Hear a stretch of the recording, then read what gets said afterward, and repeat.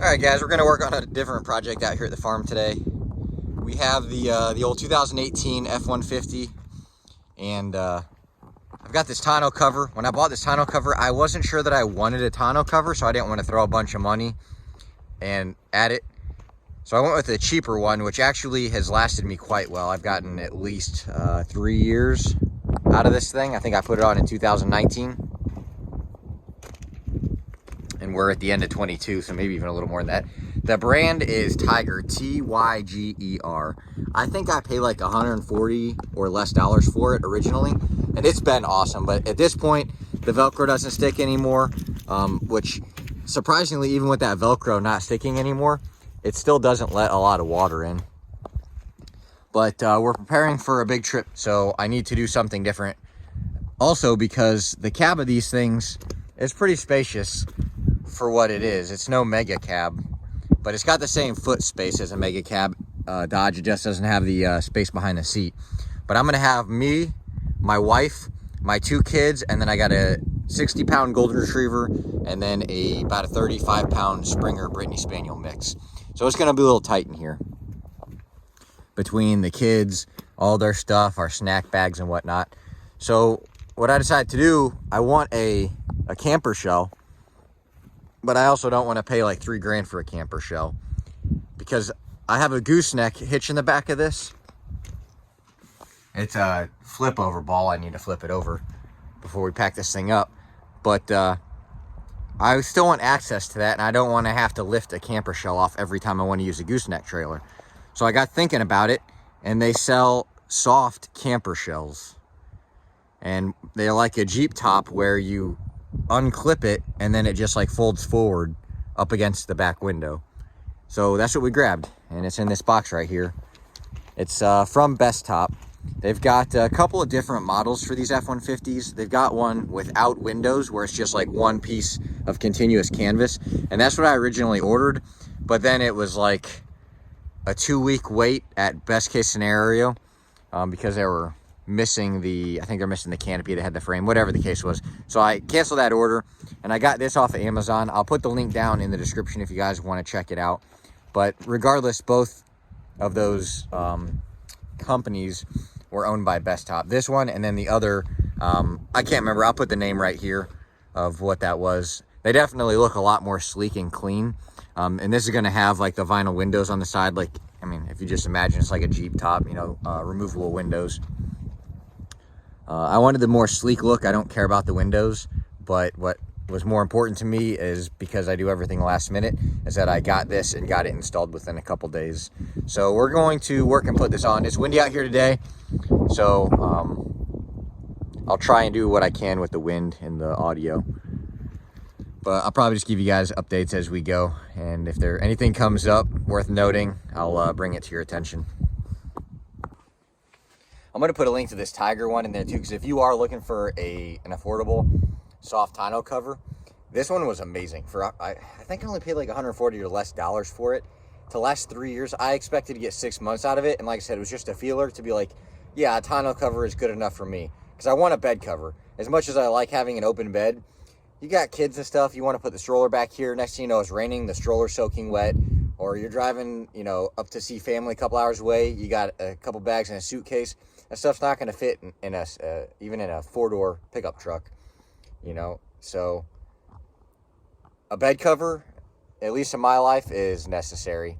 But this one, it served me well for the at least 3 years I had it. For the $140, that was a steal in my opinion. And they're still on Amazon, so I'll drop a link to it. I'm pretty sure they're still on Amazon. I was looking at them yesterday.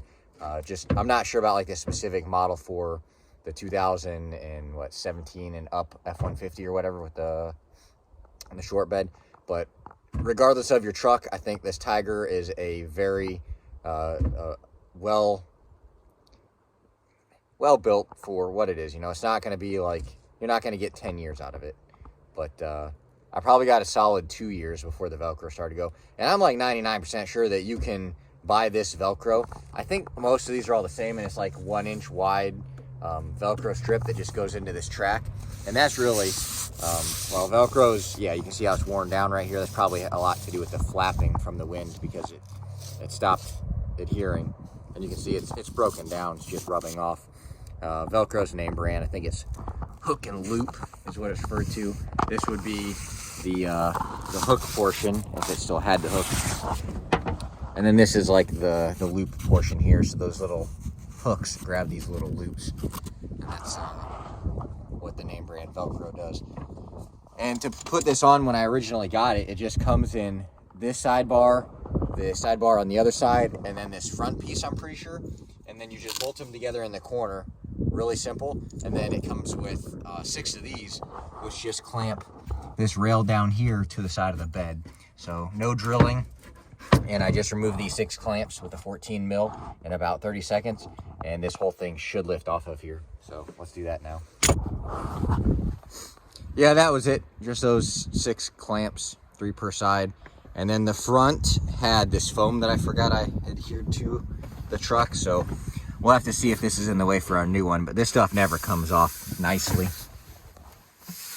So I think I put it on the wrong side originally. So I peeled it off and added some other stuff to the top. So hopefully this isn't in the way of the new cover, or maybe the new cover requires.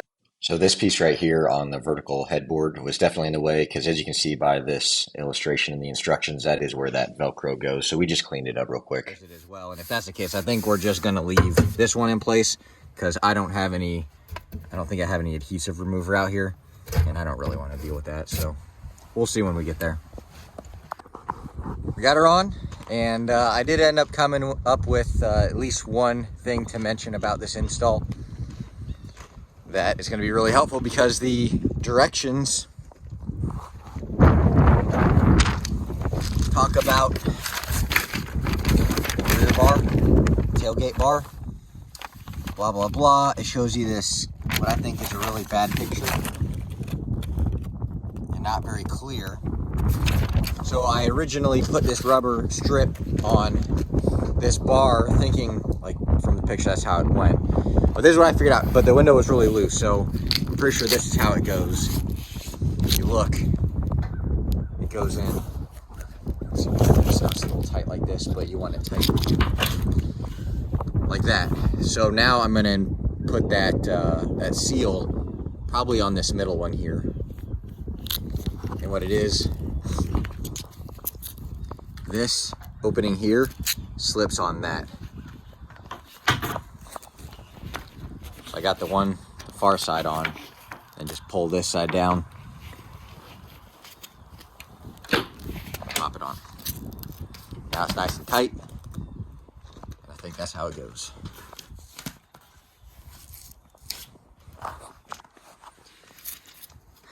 So now we have it installed.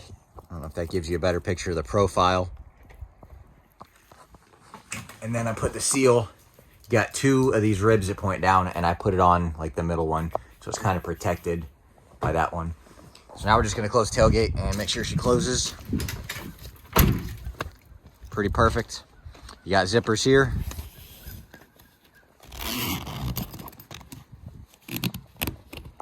And a piece of Velcro.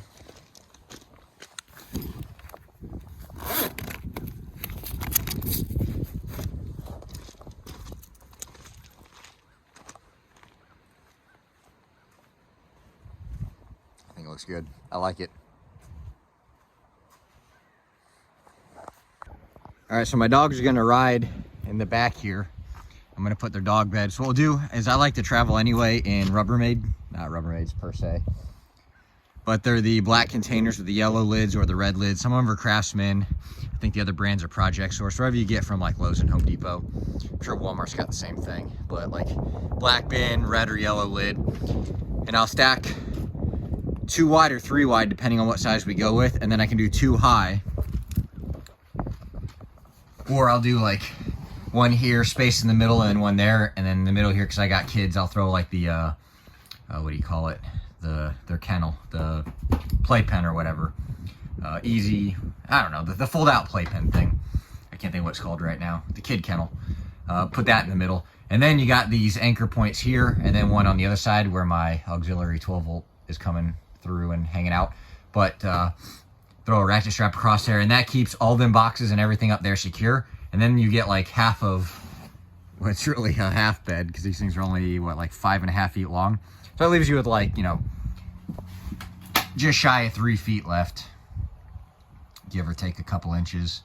And that'll be plenty for the dogs. I'll put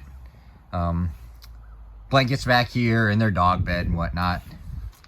So they'll be plenty warm, plenty of space they can move around. We got about a 9 to 10 hour trip.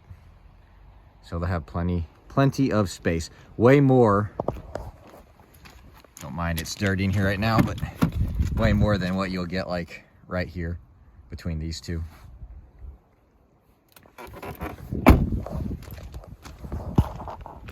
And way more than between those two with kids. Well, one set of kids, the other kid's backwards facing still, but one kid swinging her feet around, and then snacks, although I'm sure they like the snacks.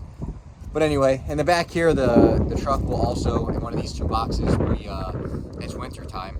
So we will have winter specific gear. I'll put a sleeping bag in here. I will put a couple of propane bottles and my little buddy heater that I just grabbed from the storage out here at the farm. It's Mr. Heater Little Buddy here. Because I would feel real dumb if something happened, like we got stuck in traffic and, you know, we needed a heat source, or the truck had issues running and we, you know, froze to death out on the side of the road. There's plenty of stories about people going through mountain passes in the winter, ill-prepared and barely surviving or not surviving at all. And as part of that, we just threw this hitch rack on the back here. We're gonna throw at least 10 gallons of fuel on that thing. I threw it on there just to check the profile. So it looks like, because the dogs being back, will want to drop tailgate regularly to get the dogs out. And then this will also kind of help provide a step for the dogs to get in. So it looks like the fuel cans I have, they're square bottomed. I think they're gonna fit on there perfect. They're like the race cans, but a far cheaper version than the race cans. Yeah, you can see those cans fit perfectly, even with tailgate down. They make a thing where you can clamp it on, and what it does is, if you see the slop in this thing, it cleans all that slop up. So I've got a couple of them. I just need to go find one of them. And it's like a U-bolt and a plate, and the plate goes underneath and will just tighten up this receiver, or this hitch tube into the receiver, and take all this play out. And I kind of find that to be a must. Not with trailer hitches. I don't care much about them. That's not really what they're meant for. But like bike racks and stuff, you just see how floppy these things are. I mean, that's inherently how they are. So we're gonna go find that. We got our 10 gallons of fuel. You know, it's not gonna hurt anything to ride back there, and, you know, fingers crossed we don't need it. But, you know, let's say we end up in a snowstorm and we get stuck on the interstate, which happened on 95 last winter here in Virginia, and people running out of fuel and abandoning their cars for fear of freezing to death. And fortunately, those people did it in a populated part of Virginia, so they pretty much only had to walk like less than 10 miles to get to a heat source, be it a house or like a convenience store. But if you're traveling through the mountains someplace, you're not going to have that option necessarily. And then if you have small kids now, this is like a whole nother video, but we might as well get into it. When we travel, or really we go anywhere, like my truck can be kind of cluttered in the winter, but that's because I have a winter coat in my truck, and I usually have a solid pair of like winter boots, like the ones I'm wearing now. These aren't winter boots, but they're Gore-Tex Solomons. So like if I did have to walk some distance, I'm not gonna have like frostbite on my feet or anything like that. So when we travel with the family, you know, especially in that truck, I mentioned a sleeping bag. Everybody will have a heavy winter coat. We will be ready to have to essentially ditch the truck and walk someplace, and we will be cold, but we are not going to necessarily die because of the elements, because we'll be prepared. So When we get in the truck, everyone is going to have like a solid pair of shoes or boots. Everyone will have a winter coat. Everyone will have a hat, just stuff like that. Because if you don't have that stuff and you do break down and you do have to abandon the vehicle or your heat source, you're going to become susceptible to the elements, and it could be 20 degrees outside or worse. Or I mean, people get uncomfortable. It's not even about temperature, it's more about a temperature swing. So if the temperature swings day to night drastically, you're susceptible to hypothermia. All right, so and the other thing, having fuel like that on the truck, like, it's great if we need it and it's there, but there's plenty of people that I've stopped to help on the side of the road who've run out of fuel. Another rule, I could really make another whole video on like traveling in the winter, and I might get around doing that, but I'm gonna cover a lot of it here. Why not? The goal is to get to 10 minutes anyway, right? And I don't even know where we're at this point for that money. Another thing we don't let, and I may have mentioned this earlier, I don't remember at this point. We don't let the fuel on the truck get below a quarter of a tank, because you never know. I've been traveling across from Colorado to, I think we're heading to Virginia, because my in-laws have lived out here. Get out of the wind. Look at that beautiful sky. So I remember why I was traveling, but at some point I was traveling across the country, and there was a fuel stop in Kansas that I had stopped at for a couple times. I've done a lot of trips across the country through Kansas, and I expected it to be there and be open, and I'll be damned, it was closed. So the next fuel stop was, I think it was like 100 miles away, or it was something crazy, without getting off the beaten path. Because I tried that too. I was like, well, the map or the GPS says that there's a fuel station. It was like 10 miles up, but then also like 10 miles off of the beaten path. So I got there, and it was like an old gas station, not where they're set up with 24-hour pumps by credit card. So that burned up, not really, it burned realistically up 20 miles worth of fuel, just getting off the beaten path and then back. But I remember it was really close. I was definitely running well below 1/8 of a tank, probably close to a 16th. And when you do that, I mean, you can know your car as good as you think you know your car, but sometimes a 16th of a tank isn't that big of a deal, and then you're not used to driving up hills or down hills, depending on where the feed pickup tube in your fuel tank is, and next thing you know, you're facing up or down a hill, and you run out of fuel and your vehicle won't start because all the fuel is on the other side of the tank, because you only have a half a gallon of fuel in there. So it's just not a game I like to play. So we keep her at a quarter tank. That's when we start looking to fill up, and then like I said, I usually try and carry at least 5 gallons in the bed, but I think on this trip, because of how I'll have everything set up, we're probably going to do closer to 10 gallons.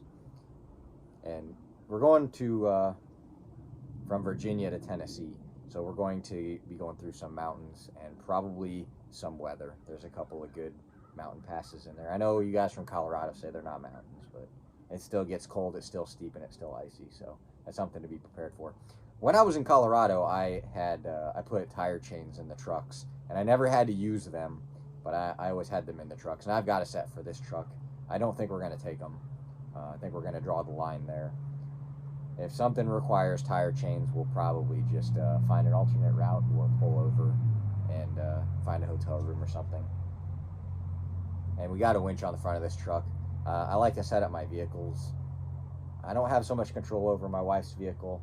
I'd like to have a winch on her Jeep Grand Cherokee, but I kind of got in trouble when I tried to do that without asking when she was away for a long weekend. But both of my trucks, I got winches. The Dodge has a rear winch, which is probably overkill, but that truck gets used in ways that a truck's not really supposed to be used. But anyway, so the Raptor's got a winch on it. I've got a good new set of tires on it. Falcon Wild Peak AT3Ws, so that's a good winter tire. I used to have these on my wife's Jeep Grand Cherokee, and they lasted a long time, and that thing, her Jeep Grand Cherokee is all-time four-wheel drive, and that thing's unstoppable in the snow with these tires. And they're 37, 12.5 on a 17-inch wheel, just stock wheels. Nothing special, too special with the wheels.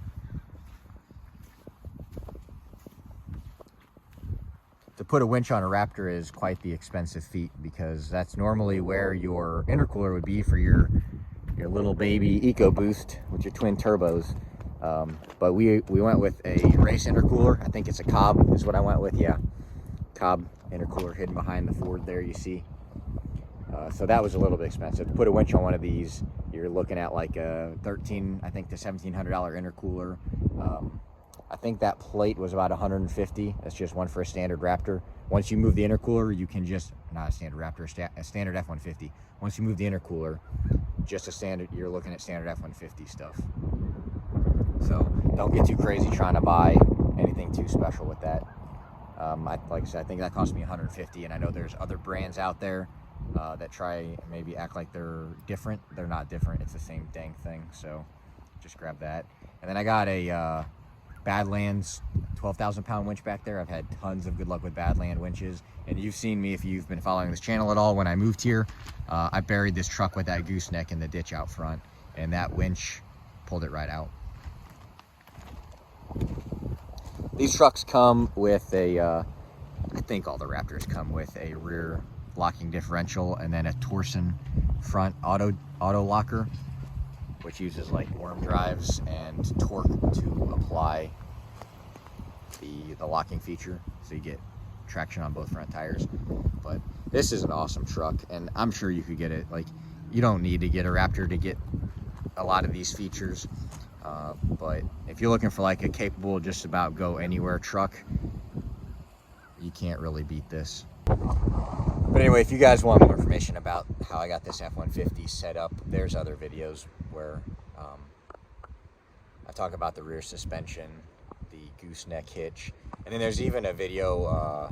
I did a hunting trip, an elk hunting trip in Colorado, and we drug the camper up the mountain. Actually, this trip, that camper is in Tennessee right now. My brother had borrowed it for about a year, so we're gonna bring that home. And the great thing is this hitch rack isn't gonna be in the way, because when I built that camper, I put a receiver on the back bumper so that I could put a bike rack or a hitch rack on that to haul fuel or whatever I want on the back of that. So, but there's a video of this truck dragging that camper up a mountain. Was nothing, but the weather had shifted while we were up there camping that night, and we woke up to like, it was like 24 inches or some crazy amount of snow.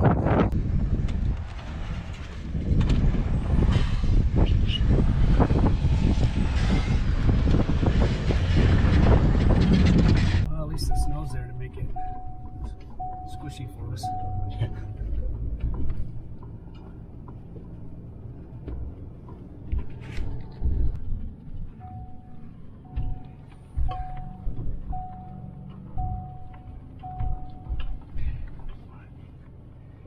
Easy killer. Trust. That's going to wrap up this one. It went from installing this Bestop cover, which I really like. I can't wait to use this thing, and kind of turned into a winter driving survival video. But thanks for sticking around, and I will see you guys on the next one. Oh yeah, I found this hitch rack on the side of the Interstate 95 in Virginia. So if you randomly watch this video and it's yours, hit me up. Tell me what size shoe you wear, because your luggage was on it. And there was no information in there, so I don't know who owned it, but now it's mine until someone tells me otherwise.